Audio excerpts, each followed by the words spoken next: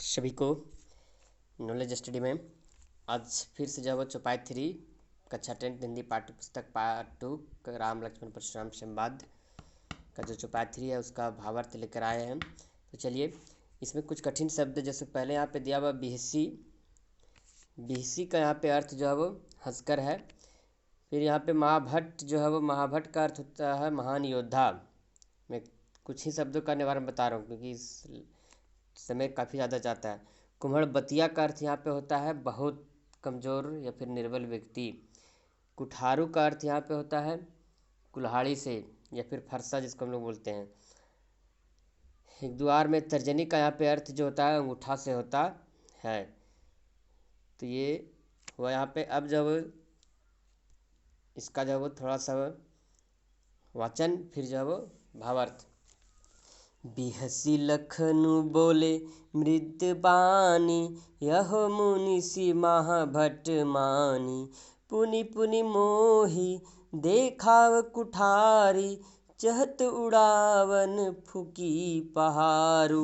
यह कुम्हड़बतिया केहू नाही जे तर्जनी देखी मर जाही।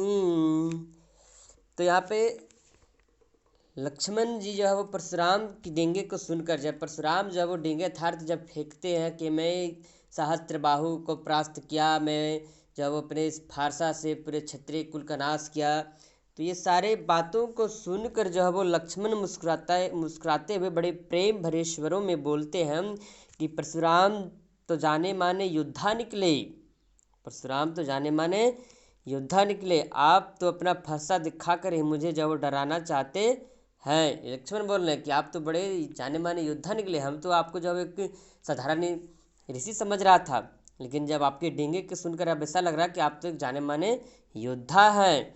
लेकिन आप जब अपना फरसा दिखाकर मुझे जब वो डराने की कोशिश कर रहे हैं, ठीक है।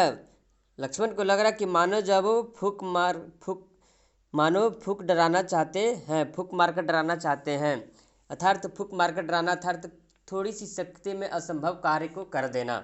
तो आप जब वो वही लक्ष्मण बोले कि आप थोड़ी सी शक्ति अर्थात थोड़ी सी डरा धमका कर हमें जब आप डराना चाहते हैं फिर धमकाना चाहते हैं। आगे है लक्ष्मण बोले कि परंतु में कोई छुई मुई का वृक्ष नहीं जिसे आप अपनी तर्जनी उंगली दिखाकर जो मुरझा सकते हैं। छुई मुई का एक पौधा है जिसे जो है वो देखने के बाद जो है वो अगर अंगूठा उसे दिखा देंगे, उंगली दिखा देंगे तो जो है वो मुरझा जाता है। तो वही लक्ष्मण बोले कि मैं छुई मुई का पौधा नहीं हूँ जिसे आप अपनी तर्जनी थार से अंगूठा दिखा देंगे हम जो है वो कमज़ोर पड़ जाएंगे, ऐसी जो है वो हम पौधा नहीं है।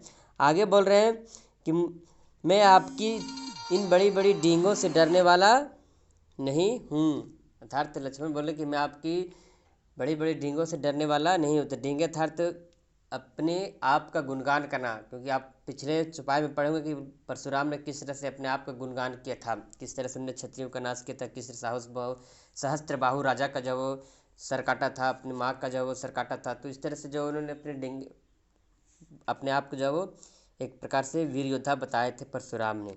तो ये इसी से जो लक्ष्मण बोले कि मैं आपकी डेंगे से डरने वाला नहीं हूँ।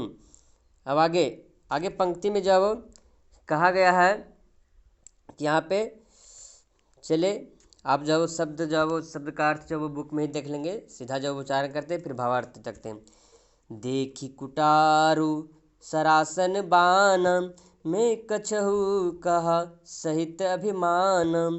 भृगु सेतु समझू जनेऊ बिलोकी जो कछहु कहू सहुरिस रोकी। सुर महिसुर हरि जन अरुगाई हमरे कुल इन पर न सुराई। बंधे पापु अपरिकृति हारे मारतहु परिया तुम्हारे। कोटि कुलूस सम बचुन तुम्हारा व्यर्थ धरहु धनहु बान कुठारा। अब जब यहाँ पे लक्ष्मण कहते हैं कि और जब वो कंधे पे टांगे तीर धनुष देकर आपको एक वीर योद्धा समझा और अभिमान पूर्वक कुछ कह दिया।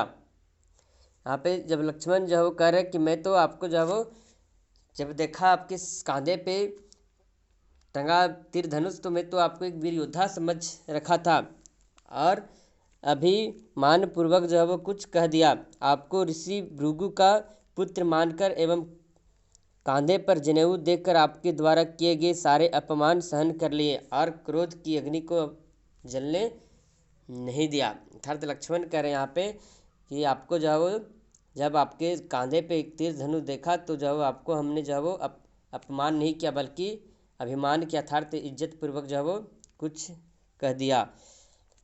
अब जो है वो यह आगे बता रहे हैं कि आपकी भृगु अर्थात भृगु का अर्थ यहाँ पे है आपका भृगु का पुत्र, यानी भृगु का पुत्र समझकर आपको जो है वो और जनेऊ देखकर आपके द्वारा जो किए गए सारे अपमान को हमने सहन कर लिया और क्रोध की अग्नि को हमने जलने नहीं दिया। वैसे भी हमारे कुल की यह परंपरा है, लक्ष्मण कहने की वैसे भी हमारे कुल की यह परंपरा है कि हम देवता, ब्राह्मण, भक्त एवं गाय के ऊपर अपनी वीरता नहीं आजमाते हैं।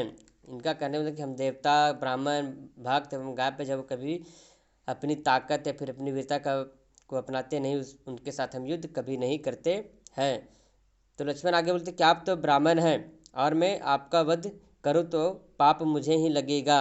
आप अगर मेरा वध भी कर लेते हैं तो मुझे आपके चरणों में झुकना पड़ेगा। ये लक्ष्मण के द्वारा जो है वो कहा जा रहा है आगे कि यही हमारे कुल की मर्यादा है। फिर आगे लक्ष्मण कहते हैं कि आपके वचन ही किसी वृक्ष की भांति कठोर है, तो फिर आपको इस कुल्हाड़े और धनुष की क्या ज़रूरत है। अर्थात लक्ष्मण कह रहे कि आपकी वाणी में इतनी जो तीव्रता है, इतनी चुभन है कि जो वो लोग आपकी वाणी को ही सुनकर जो वो मर जाएंगे, तो फिर आपको जब उसे मारने के लिए तीर धनुष की ज़रूरत पड़ने वाले ही नहीं है।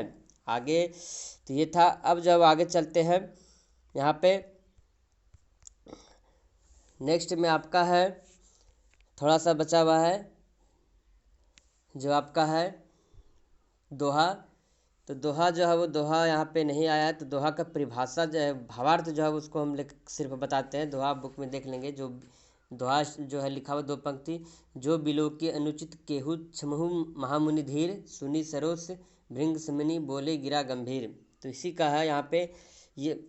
तो यहाँ पे जो वो नौवा, तो इसका भावार्थ यह है कि यह सुनकर जब ऋषि विश्वामित्र जी ने परशुराम जी से कहा है कि हे मुनिवर, यदि इस बालक ने आपका अपमान किया है तो आपको कुछ अनाप शनाप बोला हो तो कृपया से क्षमा कर दे। तो ध्यान रहे 9 जो है वो 9 भावार्थ जो है वो दोहा जो लास्ट 2 पंक्ति है उसका है। तो आप उसे जो है वो जब नोट कॉपी बनाएंगे तो उसके साथ जो है इसको लिखेंगे। ये 9 जो है वो लास्ट में जो 2 पंक्ति है, 2 पंक्ति जो आपका इस तरह है, जो बिलो की अनुचित केहू छमु महामुनि धीर, और लास्ट में गिरा गंभीर तक जो है उसका ये भावार्थ है। तो इस तरह से आपका ये चौपाई 3 का भावार्थ है।